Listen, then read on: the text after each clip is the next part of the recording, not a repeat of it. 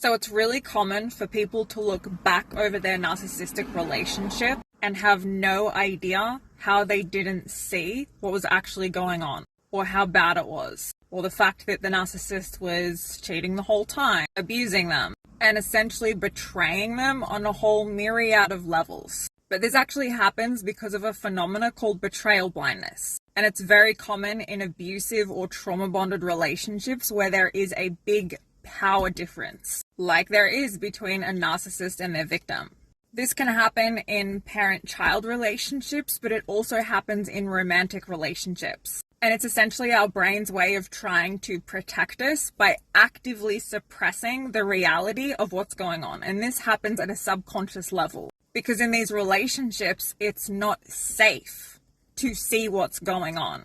It's not safe to call them out. And it's also a big part of the trauma bond. And you have to remember that a trauma bond is a malfunction of attachment. Attachment is about survival. We are evolutionarily programmed to form very close bonds with the people around us, because that's how we've always survived. And unfortunately, paradoxically, through that cycle of abuse and repair, we get hyper bonded to our abuser or the narcissist. But because attachment is about survival, this is why when you're trauma bonded to someone, it feels like you're literally going to die without them. And why people will have mental breakdowns and actually go into withdrawal if they're discarded by their abuser. And so the betrayal blindness element of the trauma bond is helping to try to keep you safe in that relationship that your system feels like you have to be in order to survive. So if you're beating yourself up for having stayed and wondering why you stayed and how you didn't see what was going on or how you didn't see